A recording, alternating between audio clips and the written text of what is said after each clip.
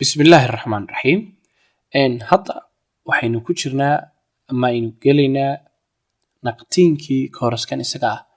Waxaynu samayn doonaa hadduu la yidhaahdo bal wixii aynu soo wadnay habka ugu fudud ee ugu wanaagsan ee online waxaad ku dhigi kartid ama aad cashar ku gudbin kartid ayaynu samaynayna.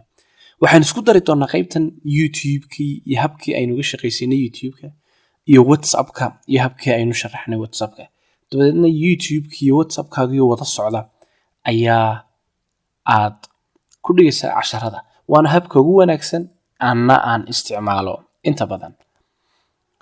Waxaynu samaynaa marka ugu horeysa ardaydaada waxaynu samaynaa group, dabadeedna groupkii baan halkaa aynu cidda ugu horeysa ku darayna ayaynu samaynaa. Marka waxaynu ku dari doonaa tiraba dad fara badan baynu ku dari doonaa aynu arday ka dhigan doonaa.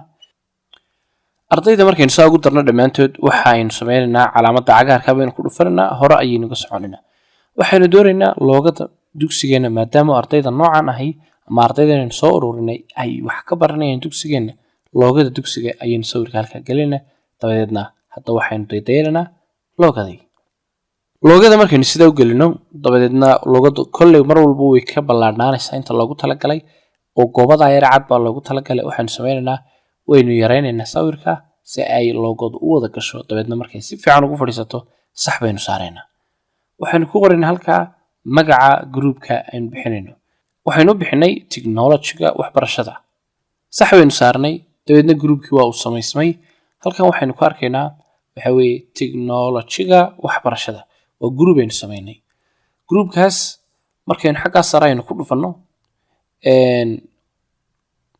طبعا waxaana muhiim ah inay dugataa. hadda waxaan adeegsanaynaa laptopkii oo laptopkii baynu shaqada ka wadnaa.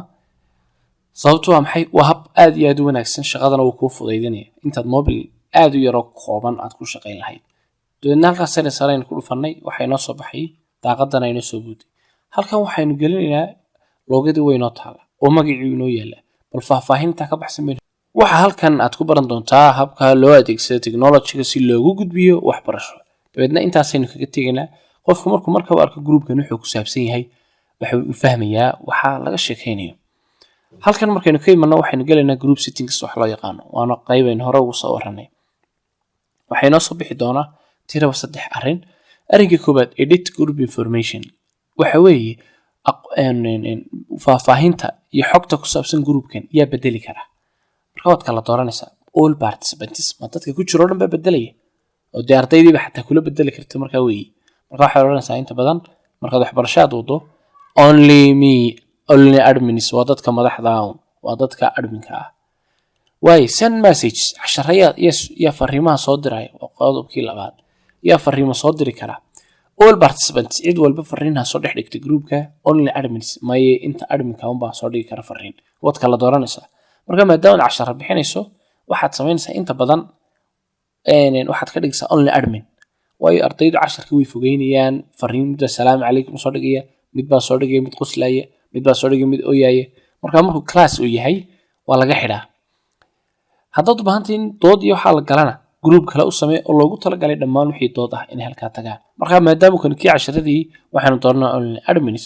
haddaad isleedahay may wallahi waa ku munaasib inay ardaydu mar walba wada hadashana dee kansalaad taabanaysaa confirm ayaad leedahay. qaybta markaynu bedelnay haddana waxaynu gelaynaa group yaa ka noqon kara. dadkii meesha ku jiro dhan buu sidaa u eegayaa. cidda group laga dhigayo iyo cidda aan laga dhigayn buu kuu sheegi doonaa. marka wuxuu iminka you waa aniga unbaa admina. haddaan cid kaloo baahan in admin ka dhigo kanun baan daawanaya waan saxayaa. sidaasaa lagu ogaanaya cidda admina iyo cidda aan admin ka ahayn. marka halkaa xogtii iyo faahfaahintii groupka ku saabsanayd oo dhammaystiran ayaynu halkan soo dhignay.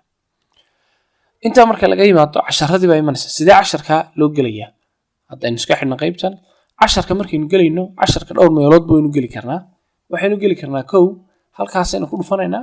dabadeedna waxaynu soo dhigaynaa waxa weeye casharkii arrintani ay ku saabsanayd ama casharkii dee groupkan ku saabsanay la baranayay. maadaama technology dhiganayno dee casharkii waa inaynu si diyaarsatay waa inaynu dhiganaa. marka waxaynu sameynaa marka ugu horeysaba waxaynu doonanaa cashar midun baynu dee odhan doonaa waan gelinaa kaba soo qaad kanaynu gelinaa. dabeedna markaynu sidaa u gelino waa inaad bartaa magacii casharka aad ku qortaa. casharka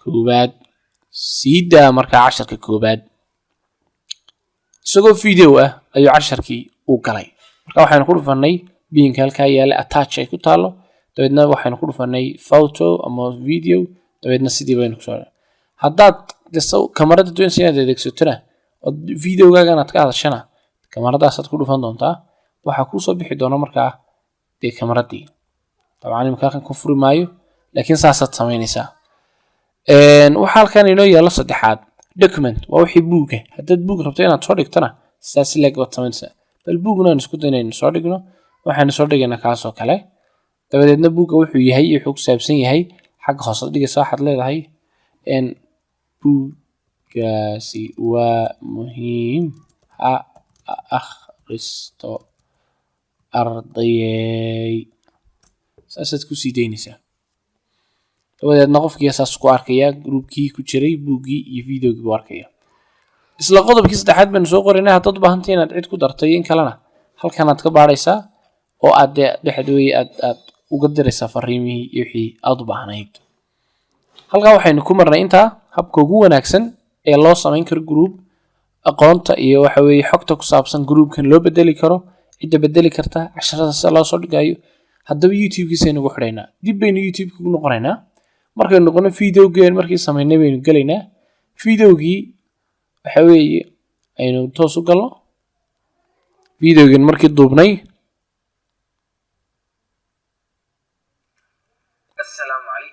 videogeen markii duubnay baynu tagaynaa dabeedna waxaynu odhanaa share markaynu odhanno waxaynu dooranaynaa copy oo waxaynu kobiyeynaa dee halkaa linkiga inoo yaala copy baynu leenahay waan kuu koobiyey buu leeyahay dabeedna waxaynu la doonanaa glasskeenii halkaasa waxaynu ka saaraynaa paste baynu leenahay waxaynu kobiyeynay dabeedna wuxuu soo dhigayaa videogii aynu meeshii dhiganay ayuu inoo soo dhigaya markaa soo booday dabeedna markaad saa ugu dhufato videogii baa yimid ogow videogan meel kale oo aan halkan ahayn lagu arki maayo marka ardaydii waad soo urursatay casharadii waad u dirtay youtube-ka kuwii ku jirayna waxaad ka dooratay intaad videogii toos aad u tagtay ayaad xaggiisa hoose share la idhaahda aad ku dhufatay dabeedna copy baad tiri dabeedna waxaad dhigtay meeshii aad u baahnayd inaad dhigto casharkaasi saasuu ku dhammaystirmayaa aynu eegna bal siduu u shaqaynayo haddana assalaamu calaykum waraxmatullaahi wabarakaatu kusoo dhowow kooraskan cusub kooraskaas oo aynu waayahay hadda halkaa waxaynu ka aragnay sida ugu wanaagsan ee lasugu xidhi karo youtube-ka iyo whatsapp groupka waana habka ugu wanaagsan eed cashar aad ku dhigi kartid markaad online aad ku jirto waana hababka ay adeegsadaan dad iyaga inta badan isticmaala whatsappka intaynu intaa course aan ahayn ku kulmayno isugu imaano sidaas iyo nabadgelyo. Assalaamu calaykum waraxmatullaahi wabarakaatuhu.